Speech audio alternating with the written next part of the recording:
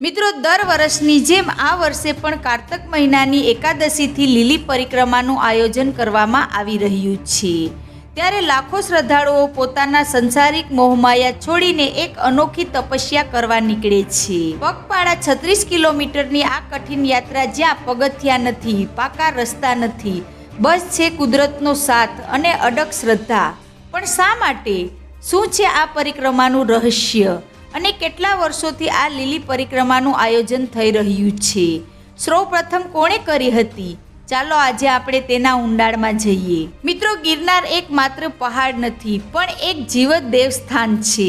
હિન્દુ અને જૈન ધર્મ બંને માટે તેનું અદ્ભુત મહત્વ છે। પૌરાણિક કથાઓ કહે છે કે આ પર્વત પર 33 કોટી દેવી દેવતાઓ, નવનાથ, 64 જોગણીઓ અને 52 વીરોનો વાસ છે। અહીં દત્તાત્રેય ભગવાનના પગલાં છે, અંબાજીનું શક્તિપીઠ છે અને જૈન તીર્થકરોનું પણ મહાન ધામ છે। આજ ગિરનારની ગોદમાં યોજાય છે આ અદ્ભુત લીલી પરિક્રમા। આ પરિક્રમાનું નામ લીલી કેમ પડ્યું?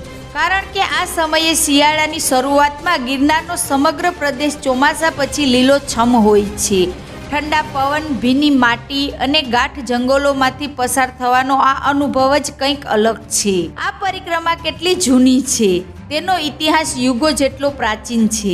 પૌરાણિક માન્યતાઓ અનુસાર આ પરિક્રમા સૌપ્રથમ ભગવાન શ્રી કૃષ્ણએ તેમના સખાઓ અને પાંડવો સાથે મળીને કરી હતી। કહેવાય છે કે પોતાની બહેન સુભદ્રાના લગ્ન અર્જુન સાથે કરાવવા માટે દેવ ઉઠી એકાદશીથી પૂનમ વચ્ચે તેમણે આ પ્રદક્ષિણા કરી હતી।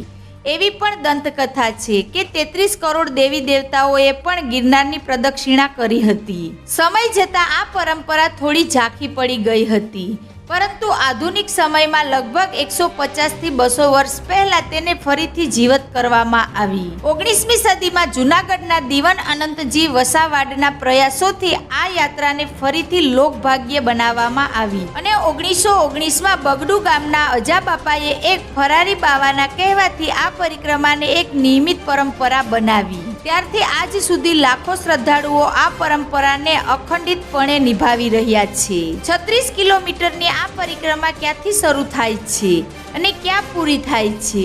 ચાલો સમજીએ। આ યાત્રા કારતક સુદ 11થી શરૂ થઈને કારતક પૂર્ણિમા સુધી ચાલે છે। પ્રથમ દિવસ પરિક્રમાની શરૂઆત ભવનાથ મહાદેવ મંદિર પાસેથી થાય છે। અહીં રાત્રિ રોકાણ કરી દેવ ઉઠી એકાદશીના પવિત્ર દિવસે સવારે શિવજીના દર્શન કરીને યાત્રાનો પ્રારંભ થાય છે। પહેલો પડાવ ઝીણા બાવાની મઢી। ભવનાથથી લગભગ 12 કિલોમીટર દૂર આ સ્થળ આવેલું છે। આ પડાવને સતયુગનું પ્રતીક માનવામાં આવે છે। અહીં ઝીણા બાવાના આશ્રમમાં રાત્રિ રોકાણ કરીને જંગલની શાંતિ અને પ્રકૃતિનો અનુભવ કરાય છે।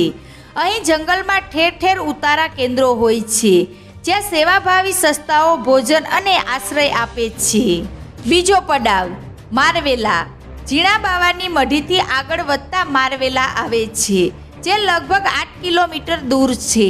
આ રસ્તો અત્યંત કઠિન અને ઉબડ-ખાબડ છે, જ્યાં નાના પથ્થરો અને ટોળાવ જોવા મળે છે। આ પડાવ ત્રેતા યુદ્ધનું પ્રતીક મનાય છે। અહીં પણ રાત્રિ રોકાણ કરવામાં આવે છે। ત્રીજો પડાવ બોરદેવી। મારવેલાથી 8 કિલોમીટરના અંતરે બોરદેવીનું મંદિર આવેલું છે। આ પડાવ દ્વાપર યુગનું પ્રતિનિધિત્વ કરે છે। બોરદેવી માતાના દર્શન કરી શ્રદ્ધાળુઓ અહીં શાંતિનો અનુભવ કરે છે। બોરદેવીથી પરિક્રમાનો અંતિમ તબક્કો શરૂ થાય છે, જે ફરી ભવનાથ તરફ લઈ જાય છે। આ માર્ગ લગભગ 8 કિલોમીટરનો છે અને તેને કલયુગનું પ્રતીક મનાય છે। પાંચમા દિવસે કારતક પૂર્ણિમાના દિવસે યાત્રાળુઓ ભવનાથ પહોંચીને પરિક્રમાનું સમાપ્ત કરે છે।